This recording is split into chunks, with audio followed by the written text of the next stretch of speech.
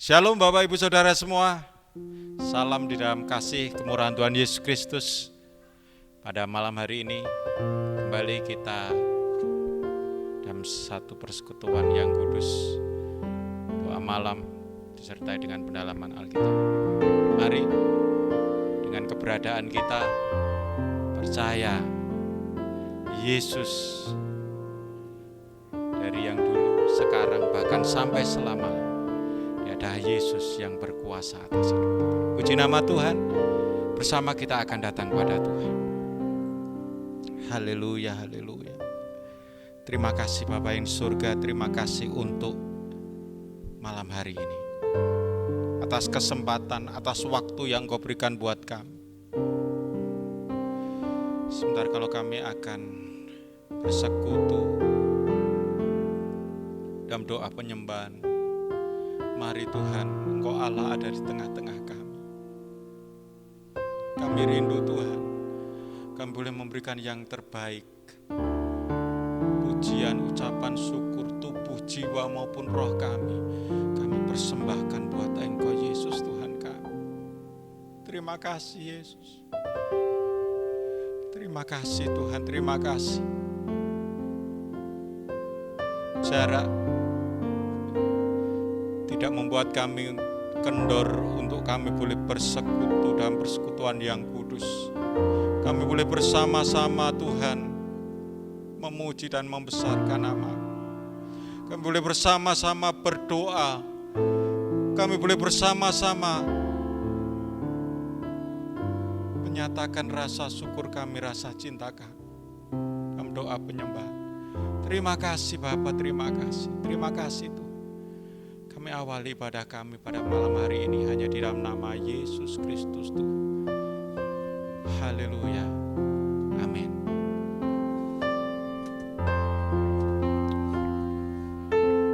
Haleluya Yesus.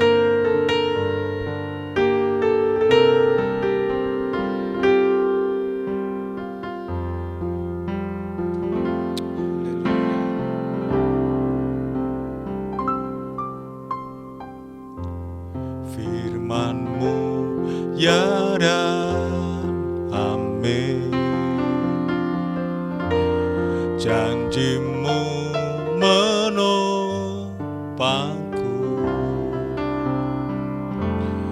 berjalan bersama-Mu di setiap musim hidupku.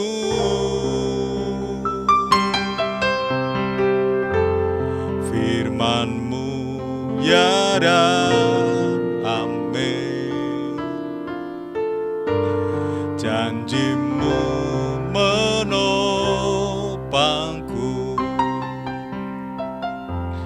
berjalan bersama-Mu di setiap musim hidupku.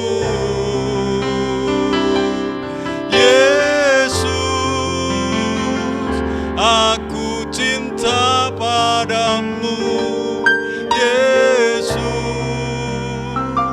tetaplah bersamaku, tiada yang dapat menggantikanmu, Engkaulah jaminan hidupku.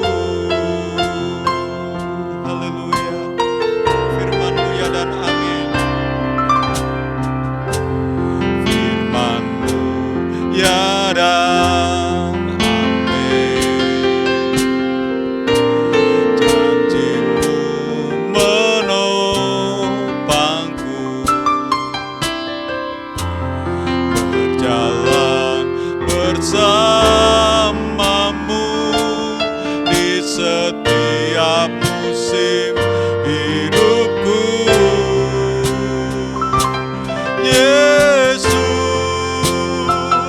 aku cinta padamu, Yesus, tetaplah bersamaku, tiada yang dapat menggantikanmu,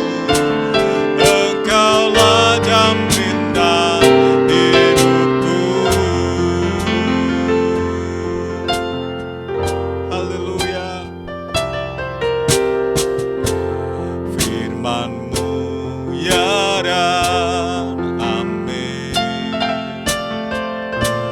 Janji-Mu menopangku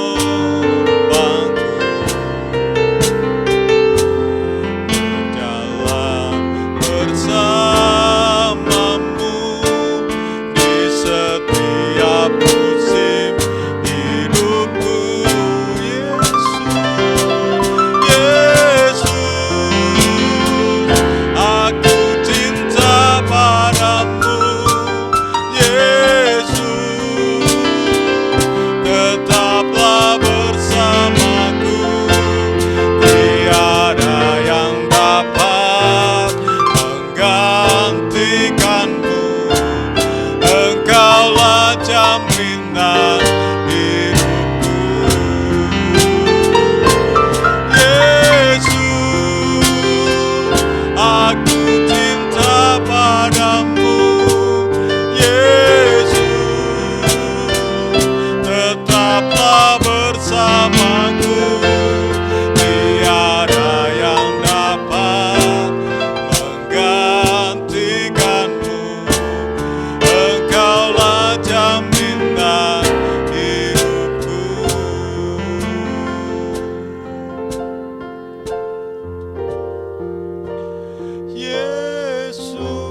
Yesus, aku cinta padamu. Katakan, Yesus, tetaplah bersamaku. Tiada yang dapat menggantikanmu.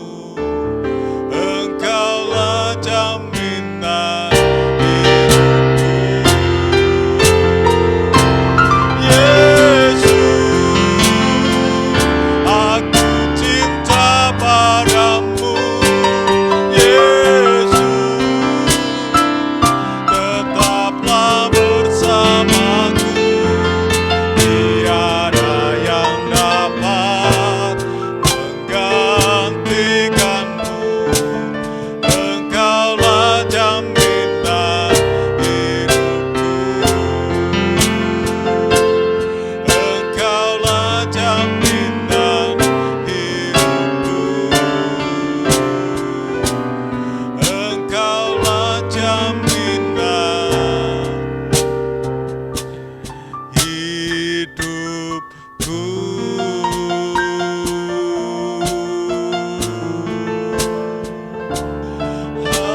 Haleluya.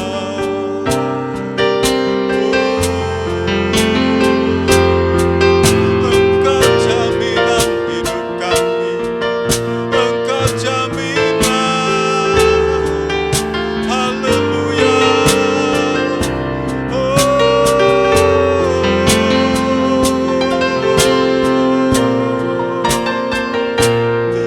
Hanya padamu Tuhan, hanya padamu Sang Penjual.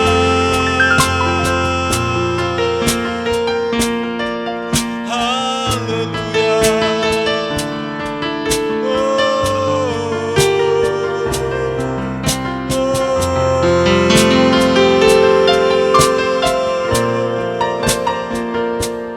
Engkau jaminan kami, Engkau kekuatan kami. Haleluya.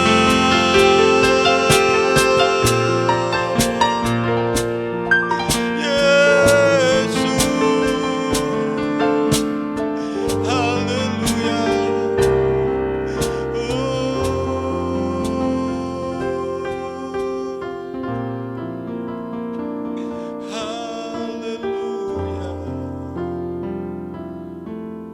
Haleluya. Haleluya.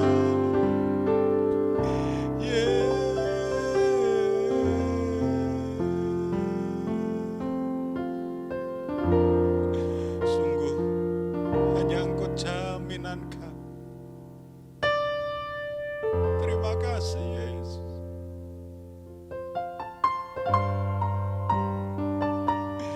Haleluya. Haleluya.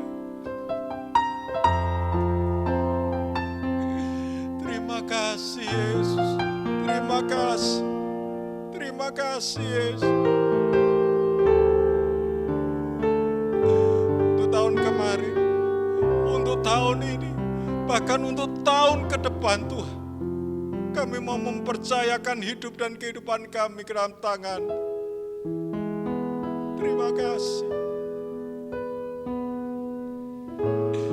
Haleluya. Kami persembahkan tubuh, jiwa, dan roh kami ke dalam tangan-Mu Tuhan. Haleluya.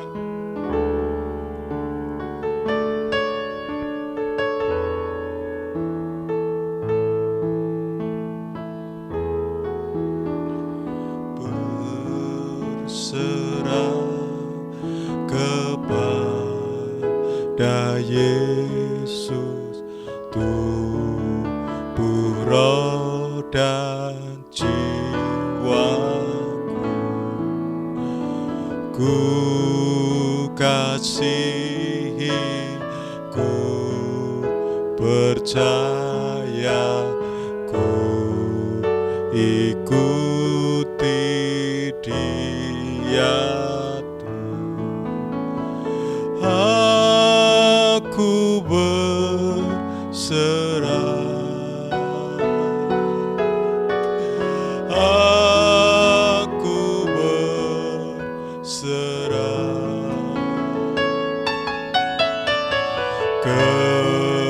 kepadamu, Juru Selamat. Aku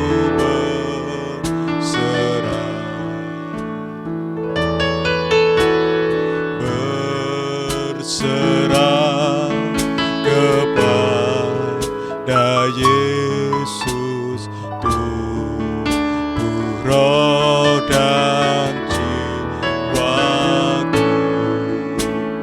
Ku kasihi, ku percaya, ikuti Dia. Aku berserah, aku berserah kepadamu, Juru Selamat. Aku berserah,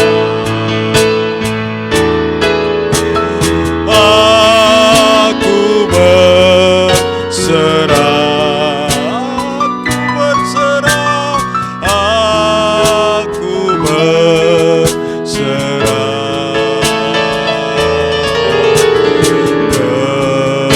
kepadamu, Juru Selamat.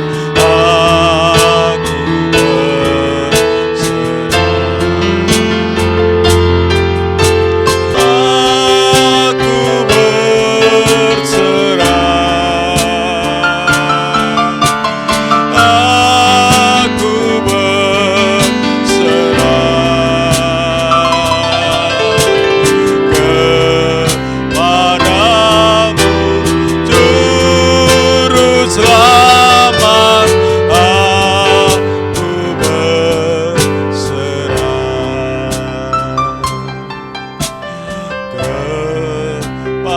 kepadamu, Juru Selamat.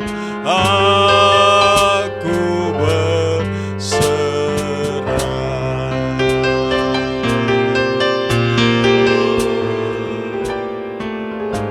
Haleluya, haleluya, haleluya.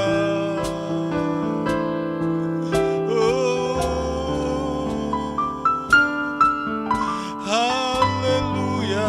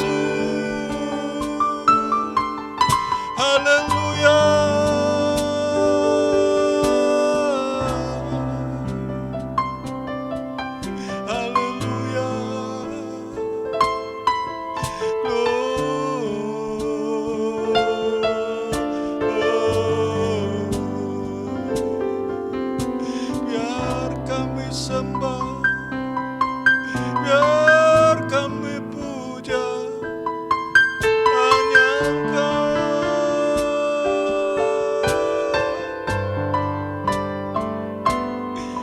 Sang perkasa yang mulia,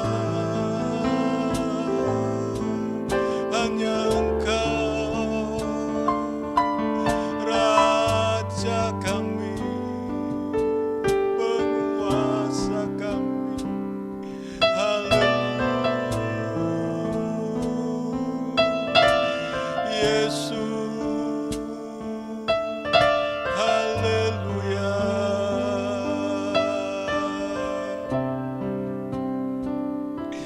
Kami percaya Engkau Tuhan selalu ada buat kami, selalu menuntun kami Tuhan.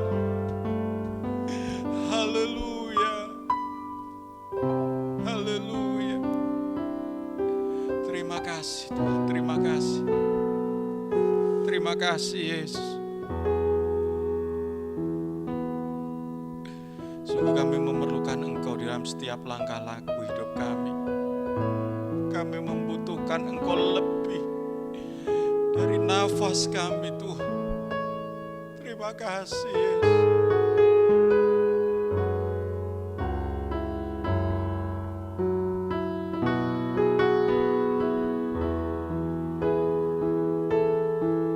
Terima kasih Yesus. Firman jadi manusia,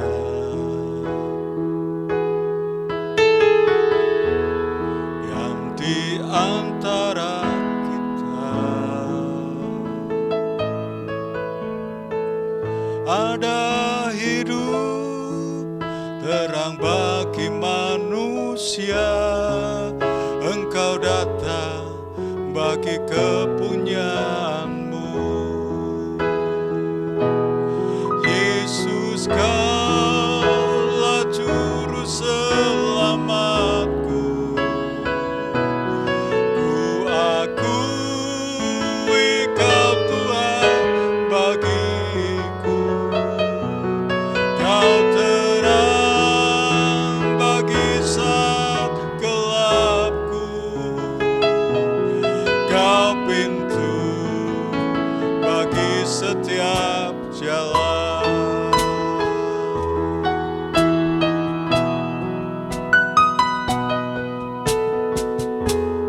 Firman jadi manusia, yang di antara kita ada hidup terang bagi manusia. Engkau datang bagi kepunyaanmu, Yesus, Kaulah juru selamatku. Ku akui Kau Tuhan bagiku. Kau terang bagi saat gelapku. Kau pintu bagi setiap jalan. Yesus, Yesus, Kaulah juru selamatku. Ku akui Kau Tuhan bagiku. Kau terang bagi saat gelapku. Kau pintu bagi setiap jalan.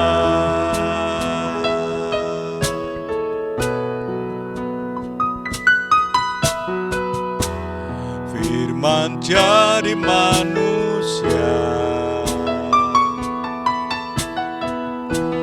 diam di antara kita. Ada hidup terang bagi manusia. Engkau datang bagi kepunyaanmu,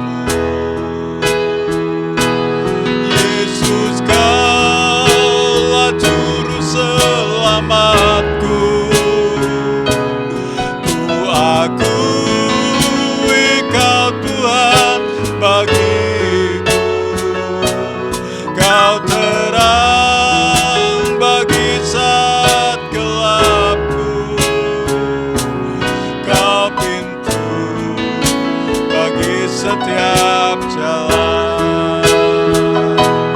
Yesus Kaulah juru selamatku, ku akui Kau Tuhan bagiku. Kau terang bagi saat gelapku, Kau pintu bagi setiap jalan. Kau pintu bagi setiap jalan. Kau pintu bagi setiap jalan.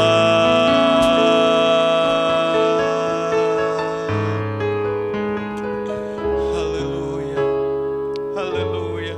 Terima kasih Bapa yang di surga, terima kasih. Terima kasih atas waktu, atas kesempatan yang boleh kami terima pada malam hari ini. Kami boleh meninggikan Engkau, kami boleh menyembah Engkau Tuhan. Terima kasih Bapa, terima kasih. Mari Tuhan, dengan kesempatan yang Kau berikan buat kami, ajar untuk kami tidak kendor, untuk kami boleh selalu bersekutu dengan Engkau. Terima kasih Bapa, terima kasih. Sebentar kalau kami akan mendengarkan firman-Mu, sucikan dan kuduskan hati dan pemikiran kami. Mari Tuhan, kami mau buka hati kami lebar-lebar, kami mau buka pemikiran kami untuk boleh menerima benih firman-Mu. Kami percaya firman-Mu sanggup dan mampu untuk mengerjakan, untuk menuntun kami, untuk kami lebih baik dan lebih baik di kemudian hari. Terima kasih Bapa, terima kasih. Dalam nama Yesus Kristus Tuhan, biarlah semua yang percaya dan siap mendengarkan firman Tuhan bersama-sama katakan amin. Shalom, kita bertemu lagi dan belajar kembali kitab ulangan kita. Sudah seri yang ke-40. Terus mengingat ya latar belakang kitab ulangan dari kitab Kejadian. Bangsa ini telah dipilih oleh Tuhan, ditebus dari Mesir dengan kemah tabernakel yang lengkap. Kitab Keluaran diinstruksikan dalam waktu 1 bulan untuk hidup dalam kesucian. Kitab Imamat, dan dipersiapkan untuk memiliki tanah perjanjian setelah melewati 40 tahun di padang gurun. Dan ini kitab ulangan. Jadi Musa akan mati, dan sebelum orang Israel memiliki tanah perjanjian, dan kitab ulangan ini mencatat kata-kata terakhir, dan para pendengarnya adalah para pembaca asli orang Israel yang generasi yang baru, dan mereka berada di tentangan, berada di seberang Moab, di Moab, di seberang tanah perjanjian, mendengar khotbah Musa, 4 khotbah Musa. Kata kunci kitab ulangan adalah renewal, pembaharuan perjanjian Musa, perjanjian Sinai, perjanjian Tuhan 40 tahun yang lalu. Nah, ulangan pasal 6 ayat 4 dan 5, dengarlah hai orang Israel, Tuhan itu Allah kita, Tuhan itu Esa. Kasihilah Tuhan Allahmu dengan segenap hatimu, dan dengan segenap jiwamu, dan dengan segenap kekuatanmu. Ulangan adalah pembaharuan perjanjian Musa. Walk through the Bible ini mengatakan adalah do it run on me. Kita sudah sampai di ulangan pasal yang ke-6. Ingat ya, kemarin kita sudah belajar eksposisi dari 10 titah. Ya, eksposisi 10 titah, tentang 10 titah, dan kita sekarang masuk dalam bagian yang berikutnya. Ya, kita sudah belajar 14 seri, dari seri 26 sampai seri 39 tentang 10 titah. Nah, kita sekarang masuk pasal yang ke-6 tentang perintah agung dan peringatan-peringatan. Nah, pasal 6 yang kita pelajari hari ini sekarang di seri ke-40, ini belajar perintah untuk mengasihi Tuhan. Nah, jadi ceritanya latar belakangnya seperti ini. Setelah memperingatkan para pendengar, ini khotbah Musa ya, ini khotbah Musa yang kedua. Para pendengarnya mendengar tentang 10 titah yang mereka dengar di Gunung Horeb. Sebetulnya mereka nggak dengar sih, karena ini 40 tahun yang lalu, dan anak-anak kebanyakan yang sekarang mendengar belum mendengar ini. Itu sebabnya ini kan disebut pembaharuan perjanjian Musa, perjanjian Sinai, ya, perjanjian Taurat itu seperti itu. Nah, setelah mendengar tentang 10 titah, Musa sekarang bicara rincian yang belum mereka dengar. Apa yang terjadi di Gunung Horeb, Tuhan bicara. Kenapa? Karena mereka berkata, ayah-ayah mereka, kakek mereka berkata, kami tidak mau dengar karena mereka takut. Karena mereka takut. Nah, dari sini perincian yang berkaitan dengan komitmen total individu setiap orang kepada Tuhan itu dibahas. Ayo kita baca ya, Ulangan pasal 6 ayat yang pertama. Inilah perintah-perintah, yakni ketetapan dan peraturan yang aku ajarkan kepadamu atas perintah Tuhan Allahmu untuk dilakukan di negeri kemana kamu pergi untuk mendudukinya. Nah, ingat ya, pasal 6 ini bicara tentang perintah untuk mengasihi Tuhan. Nah, dalam ayat 1 sampai 3 membicarakan tentang berkat ketaatan yang dijanjikan. Kalau kamu taat, kamu terima berkat. Itu poinnya di sini. Nah, berkatnya yang dijanjikan seperti ini. Nah, undang-undang dalam pasal 6, nah pasal 6 sampai pasal 11 ini kesatuan ya. Ini ekspresi dari satu perintah. Apa itu? Kasihilah Tuhan Allahmu. Ini ayat kunci. Ya.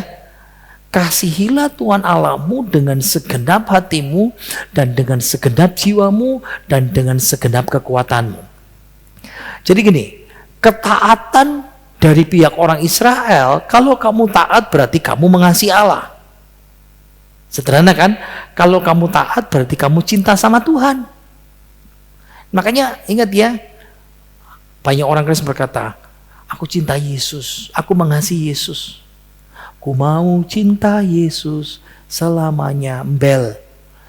Nggak taat Tuhan, nggak mau dengar firman-Nya, mau dengar tapi nggak mau dilakukan, nggak taat itu namanya. Berarti nggak cinta, nggak mengasihi Tuhan. Ingat ya, Yesus juga mengatakan prinsip yang sama kepada orang Kristen, diulangi dalam Yohanes pasal 14 ayat 21 itu. Ayo kita teruskan ya ulangan ini ya. Ayat yang kedua sampai ketiga. Suruh mendengar apa? Supaya seumur hidupmu engkau dan anak cucumu takut akan Tuhan Allahmu dan berpegang pada segala ketetapan dan perintahnya yang kusampaikan kepadamu, dan supaya lanjut umurmu, maka dengarlah hai orang Israel, lakukanlah itu dengan setia, supaya baik keadaanmu dan supaya kamu menjadi sangat banyak seperti yang dijanjikan Tuhan Allah nenek moyangmu kepadamu di suatu negeri yang berlimpah-limpah susu dan madu. Nah, hukum apa itu? Ingat ya, ini tadi itu ketetapan dan perintahnya. Berarti hukum itu apa? Ketetapan dan perintahnya itu diberikan agar umat takut sama Tuhan. Ketetapan dan perintah atau hukum Tuhan itu diberikan untuk apa? Supaya takut sama Tuhan. Nah, kalau ditanya apa itu arti takut sama Tuhan? Lebih dari sekedar kagum, hormat. Meskipun mencakup keduanya ya. Ingat, takut Tuhan itu berarti kita ini sadar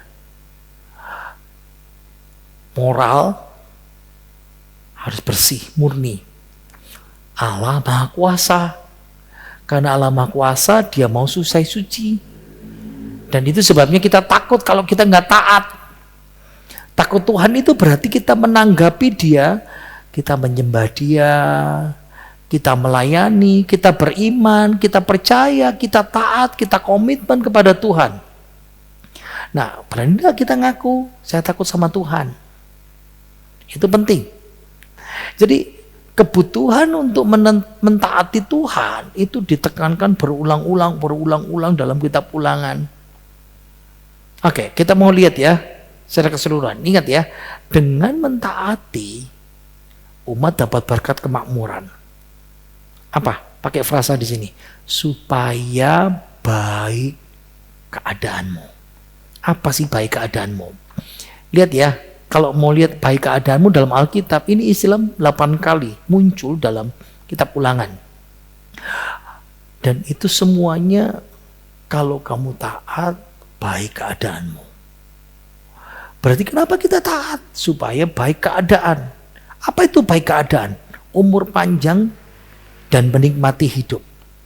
Ingat ya, gagasan kebenaran memperpanjang hidup. Kalau kamu taat, baik keadaanmu. Saya pikir ini doa kita kan, harapan kita ya. Saya mau umur panjang, tapi umur panjang yang bisa dinikmati. Umur panjang dan menikmati hidup. Apa kuncinya? Taat sama Tuhan. Baik keadaanmu seperti apa? Di tanah yang berlimpah-limpah susu dan madu.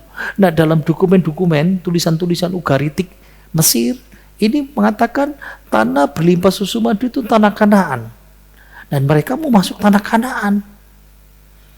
Nah, satu sisi lagi ya, ingat ya, negeri Kanaan itu ideal untuk ternak. Mereka peternak ya.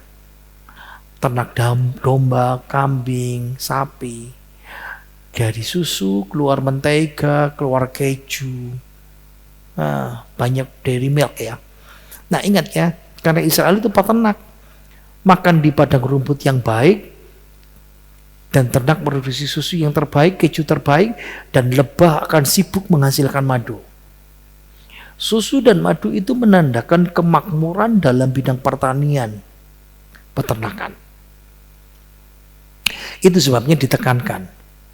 Ayat yang keempat, dengarlah hai orang Israel.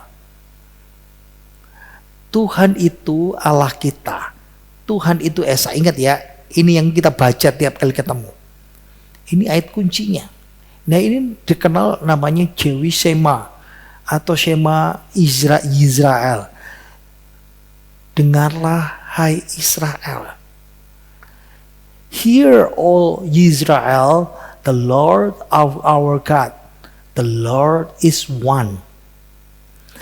Dalam bahasa Ibrani, Shema, dengarlah. Israel, hai Israel. Yahweh tidak boleh dibaca ya. Dibaca yang harus Adonai, Tuhan. Elohenu, itu Allah kita. Yahweh mesti tidak boleh dibaca-bacanya, mesti diganti Adonai. Echad, Eza. Nah, kenapa penting sekali buat kita? Ingat ya, ayat ini disebut Shema. Bahasa Ibrani menerjemahkan dengan bahasa Indonesia dengan menerjemahkan kata dengarlah. Ini pengakuan dasar keimanan orang Yahudi. Ini monoteistik orang Yahudi. Jadi ayat 4 ini mengatakan bahwa Allah Tuhan itu, mereka nggak mau sebut ya, ini Adonai, mereka baca Adonai, itu unik. Uniknya di mana? Dia the one, satu-satunya. Dia sendiri, nggak ada lagi yang lain. Nah, karena alasan ini harusnya membuat orang Israel merasa aman.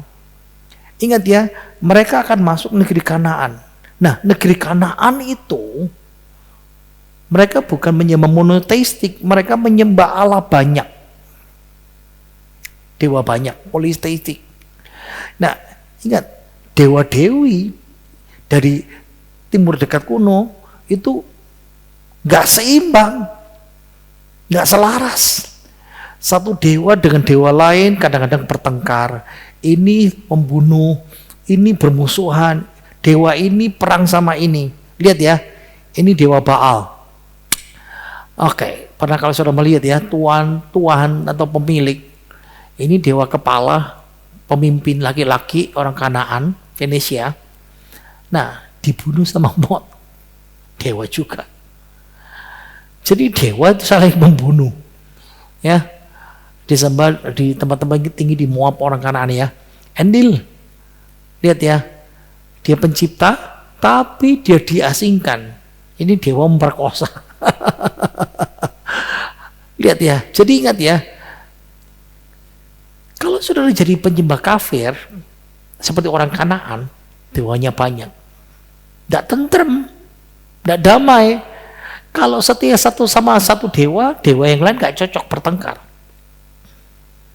Dewa ini tidak bisa melindungi karena dewa ini yang bunuh. Wow. Dan ini yang membuat orang Israel bisa memahami doktrin monoteistik, Allah itu Esa. Ngangkat orang Israel, kamu udah usah takut. Kamu urusan sama satu Allah. sama satu Tuhan. Standarnya pasti konsisten dan terungkap, tidak berubah-ubah. Itu Allah kita. Jadi pengakuan ini tidak mengubah doktrin Alkitab tentang Tritunggal ya. Kita punya Bapa, Anak, dan Roh Kudus, dan ketiganya adalah Esa. Nah makanya Allah, Elohim, bentuk jamak, menyiratkan Tritunggal. Tapi Echad menyiratkan kesatuan. Kita sudah bahas itu dalam seri Tritunggal. Sudah bisa cek di dalam channel YouTube kita ya. Saya teruskan. Monoteistik juga ada dalam PB. 1 Korintus 8 ayat 5 sampai 6. Lihat ya. Sebab sesungguhnya ada apa yang disebut Allah, baik di sorga maupun di bumi, dan memang benar ada banyak Allah dan banyak Tuhan yang demikian. Itu bagi dunia. Namun bagi kita hanya ada satu. Monoteistik Kristen. Oke, kita teruskan. Kasihilah Tuhan Allahmu dengan segenap hatimu dan dengan segenap jiwamu dan dengan segenap kekuatanmu. Nah, mengasihi Tuhan itu berarti memilih Allah dalam hubungan intim, dan saya mau taat perintahnya. Dan perintah ini diulang-ulangi dalam kitab Ulangan banyak sekali. Ya.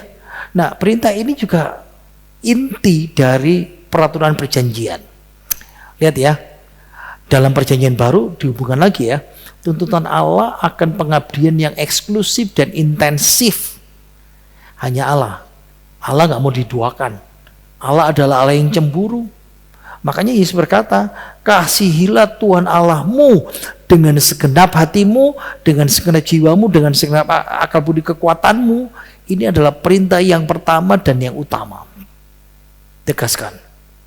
Kita lanjut ya. Ayat yang ke-6, Ulangan pasal 6, ayat yang 6 dan 7. Apa yang kuperintahkan kepadamu pada hari ini harus kamu perhatikan. Haruslah engkau mengajarkannya berulang-ulang kepada anak-anakmu dan membicarakannya apabila engkau duduk di rumah, apabila engkau sedang dalam perjalanan, apabila engkau berbaring, dan apabila engkau bangun. Jadi Musa kasih tahu dalam khotbahnya, kamu mau masuk dan kamu punya tanggung jawab merenungkan firman ini, simpan renungkan ini dalam hatimu. Dan ini memungkinkan kamu bisa paham hukum ini dan bisa menerapkan dengan baik. Lalu nanti kamu di sana punya anak. Apa yang kamu pahami, kamu renungkan, kamu punya tanggung jawab meneruskannya. Timbulkan kesan impres itu dalam hati anak-anakmu. Masalah kita adalah di dunia sekarang adalah pendidikan, moral, dan Alkitab kita serahkan sama gereja. Anak-anak bisa belajar dari gereja atau belajar dari sekolah. Dan ingat, pendidikan moral dan Alkitabiah yang untuk anak yang dicapai paling baik bukan melalui pendidikan formal. Melalui apa? Jadikan Tuhan, jadikan firman itu topik alami dalam keseharian kita. Di mana saja, waktu engkau bangun, tidur, makan, berbaring, jalan, di perjalanan, kapan saja, anytime, anywhere. Haruslah engkau mengajarkan berulang-ulang. Kata ulang-ulang dari kata Ibrani shanan. Itu seperti mengasah.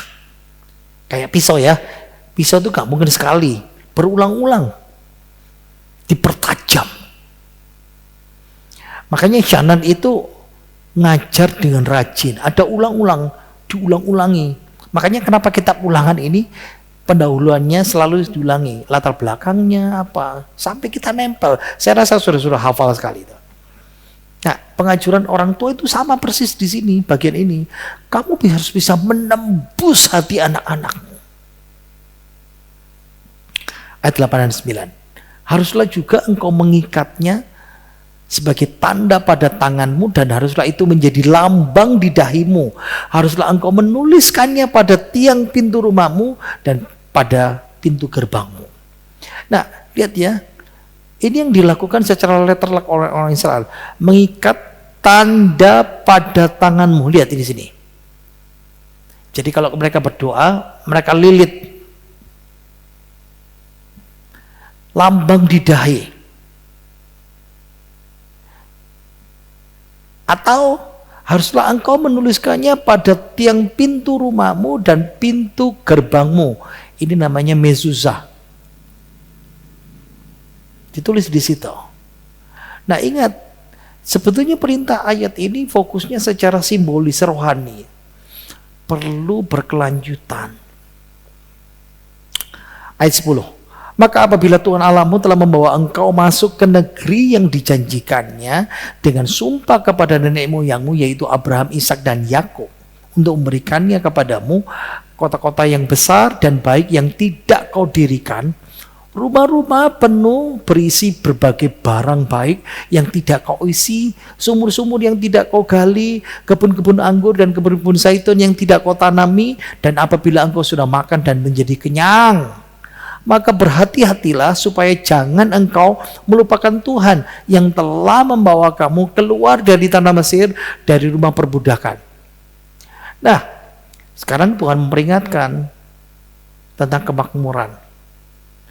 Ntar lagi kamu masuk tanah perjanjian dan Tuhan kasih kamu kemakmuran yang instan. Kenapa? Rumah ndak bangun dapat rumah, isinya dikasih Tuhan. Sumur ndak gali ada, tanaman kebun, buah, hasil pertanian, mereka makmur secara instan. Tapi ingat, ada bahaya yang melekat. Kalau orang jadi makmur, cenderung lupa sama Tuhan. Dan itu peringatan dalam kitab Amsal. Amsal 30 ayat 9. Supaya kalau aku kenyang, aku tidak menyangkalmu Tuhan. Siapa Tuhan itu? Atau kalau aku miskin, aku mencuri dan mencemarkan nama Tuhan. Ingat, di puncak kemakmurannya, Daud melakukan tindakan ketidaksetiaan terbesar. Dia jatuh dengan Batsyeba. Makanya Tuhan ingatkan kita, kalau engkau diberkati, engkau lupa Tuhan. Aku tidak lupa Tuhan. Engkau lupa. Engkau meninggalkan pelayananmu, engkau meninggalkan persembahanmu, engkau meninggalkan baca Alkitabmu, engkau meninggalkan hubunganmu dengan Tuhan. Terus ayat 13. Engkau harus takut akan Tuhan Allahmu, karena kepada Dia haruslah engkau beribadah, dan demi namamu haruslah engkau bersumpah. Janganlah kamu mengikuti Allah lain dari antara Allah bangsa-bangsa sekelilingmu. Sebab Tuhan Allahmu adalah Allah yang cemburu di tengah-tengahmu, supaya jangan bangkit murka Tuhan Allahmu terhadap engkau, sehingga ia memusnahkan engkau dari muka bumi. Janganlah kamu mencobai Tuhan Allahmu seperti kamu mencobai Dia di masa.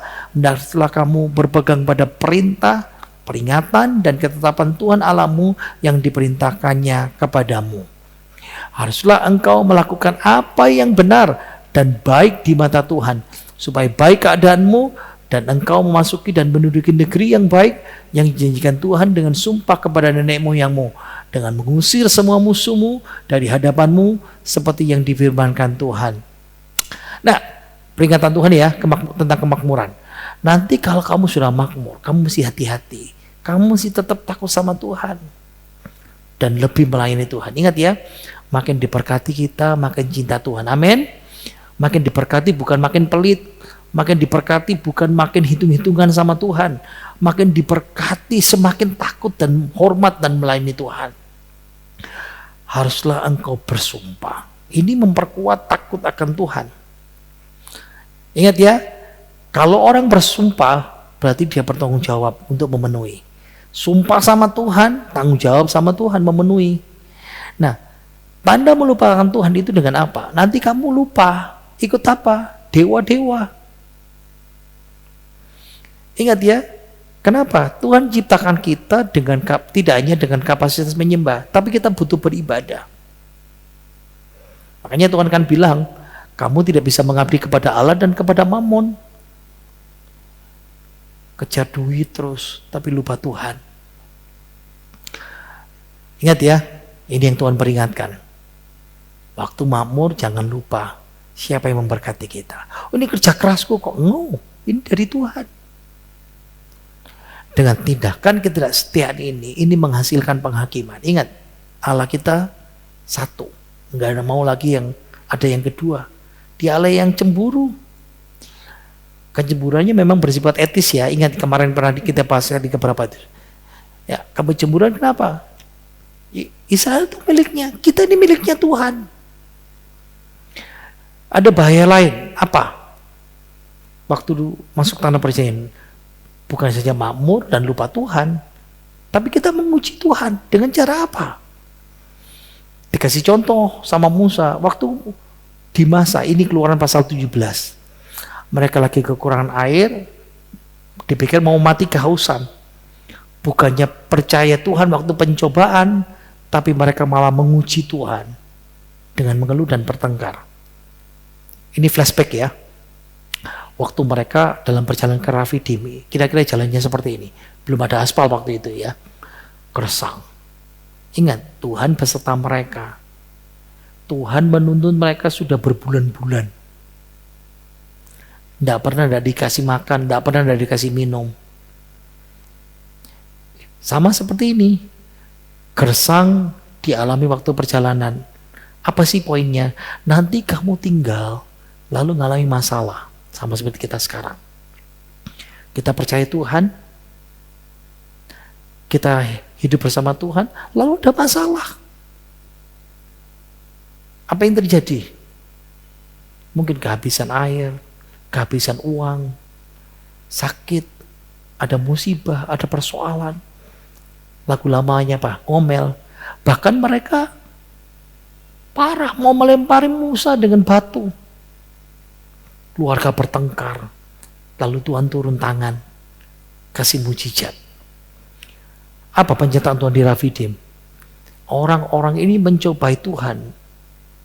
Makanya dikasih Musa nama tempat masa, menguji Meriba. Gini. Poinnya sederhana seperti ini ya. Coba pahamkan. Kita sama seperti ini. Perjalanan hidup kita lupa Tuhan. Lupa Tuhan waktu kapan? Waktu diberkati. Yang kedua, lupa Tuhan waktu kapan? Tiba-tiba tengah jalan kita mengalami masalah, marah sama Tuhan. Di masa depan Musa ngingatin, kamu ingat ini memalukan. Kamu harus patuh, kamu harus taat. Ketentuan Tuhan, perintah Tuhan, ketetapan Tuhan, lakukan yang benar.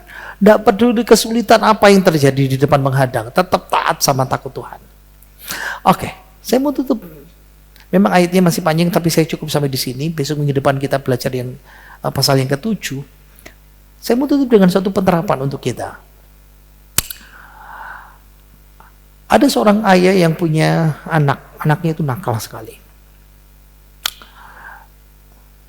Melanggar peraturan, baik di rumah, baik di sekolah, di jalan. Wah, papanya sampai habis akal. Kayak apa ngomong nih anak saya ini. Semua kebutuhannya dipenuhi. Papanya bahkan menyediakan quality time. Kadang mancing berdua, main bola bersama anaknya, menghujani dengan cinta tanpa syarat, tapi anaknya masih tetap nakal. Sudah dibawa rajin ke gereja. Sekolah minggu tidak pernah bolos. Papanya konsisten baca Alkitab setiap hari. Papanya berusaha untuk taat firman Tuhan, tidak membangkitkan amarah, mendisiplin dengan cara Tuhan. Tapi tingkah laku anaknya masih misteri, masih nakal. Suatu ketika di rumah, anaknya lagi di rumahnya lantai 2 ya. Lalu pakai bola baseball, dilempar-lempar, duk. Papanya naik ke atas. Nyo, hati-hati. Nanti kena kaca jendelamu pecah itu. Ya tapi tidak dilakukan. Papanya turun masih dakduk. Papanya cuma bisa ngelus dada. Aduh. Dan ternyata betul priang, kaca jendela pecah. Papanya langsung naik ke atas. Anak ini 10 tahun, tahu konsekuensi. Papanya sudah bilang, ingat kalau kaca pecah. Tahu pak. Jadi ayahnya lepas ikat pinggangnya, sabuk kulitnya, anaknya sudah tahu. Karena diajar firman Tuhan, tongkat didikan. Jadi anaknya itu nunduk di pinggir ranjang, memberikan punggungnya untuk dipukul sama papanya itu. Dia di pinggir ranjang berlutut, lalu papanya berkata, nak, berdiri. Ikat pinggang dikasih. Anaknya bingung. Papanya lalu lepas baju. Selesai dibuka, sekarang papanya yang berlutut di tempat dia berlutut itu, di pinggir ranjang. Nak, kamu yang pukul papa sekarang. Kasih papa 7 cambukan. Ikat pinggang ini di punggungku. Sinyo yang 10 tahun itu menangis. No, enggak pa. Papanya berkata, kamu harus pukul kamu. Kamu salah. Biar papa yang menanggung hukumanmu. Anaknya itu pukul. Pelan. Papanya bilang, lebih keras. Pukul kedua lebih keras. Papanya berkata, lebih keras. Terus sampai 7 kali. Bilur-bilur papanya.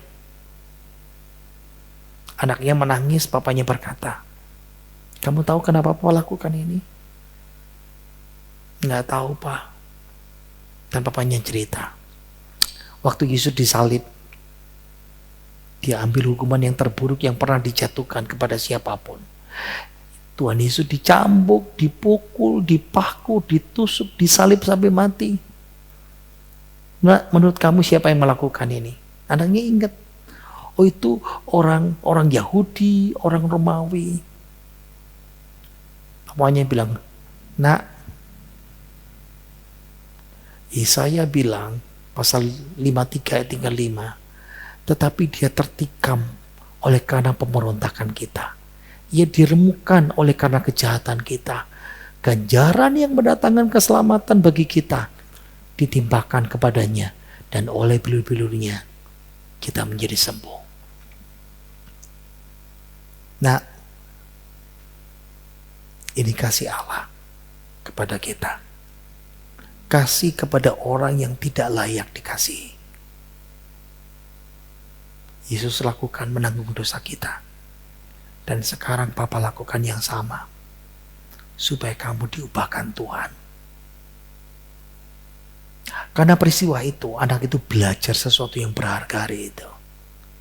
Walaupun masih gak sempurna, tapi dia berubah banyak. Hidupnya diubahkan Tuhan. Kisah nyata ini, coba saudara pikirkan dalam kehidupan kita. Engkau bilang cinta Tuhan, dan engkau melupakan. Saudara dan saya melupakan bahwa Allah berbuat yang sama. Yesus menanggung hukuman kita. Pertanyaannya, sudahkah kita mengasihi Allah dengan segenap hati kita, dengan segenap jiwa kita, dengan segenap kekuatan kita? Mari kita berdoa. Bapa kami dalam surga, terima kasih hari ini kami belajar Bible Class Bilangan pasal 6 untuk mengasihi Tuhan dengan segenap hati, jiwa dan kekuatan kami. Ampuni kami, seringkali kami mengaku percaya Tuhan, cinta Tuhan, tapi kelakuan kami tidak mengasihi Tuhan. Kiranya kebenaran firman-Mu boleh Kau nyatakan dalam kehidupan kami. Ajarkan kami bisa paham, bisa mengerti, dan boleh diberkati dengan luar biasa. Terima kasih hari ini kami boleh belajar, kami boleh doa malam, dan kami boleh diberkati. Berkati bangsa kami, pulihkan negeri kami, berkati vaksinasi di Indonesia, prosesnya semuanya sampai negeri kami boleh dibebaskan. Kami bebas merdeka memuji dan membesarkan nama-Mu. Berkati presiden kami, berkati kesehatan kami, berkati anak cucu kami, berkati pekerjaan kami, berkati gereja kami, berkati rencana pembangunan gereja kami. Mari kita terima berkat dari Tuhan, buka tangan kita. Kiranya berkat melimpah dari Bapa, Putra dan Roh Kudus, berkat-berkat dalam nama Tuhan Yesus Kristus, rohani jasmani, turun dalam kehidupan kita sekarang sampai selama-lamanya. Di dalam nama Tuhan Yesus, semua yang percaya berkata, amin. Tuhan berkati kita semuanya, jangan lupa memberikan persembahan. Tuhan berkati kita semuanya.